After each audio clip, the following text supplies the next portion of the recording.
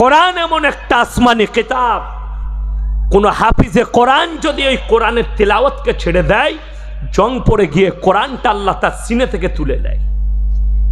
আপনি আমার মায়ের দিকে বলবো, কোরআন তুমি প্রত্যেক দিন 1 পৃষ্ঠা পড়ো। কেন পড়ে না? ওই জন্য তো আমাদের বাড়িতে বরকত নাই, ওই জন্য তো আপনার বাড়িতে বরকত নাই।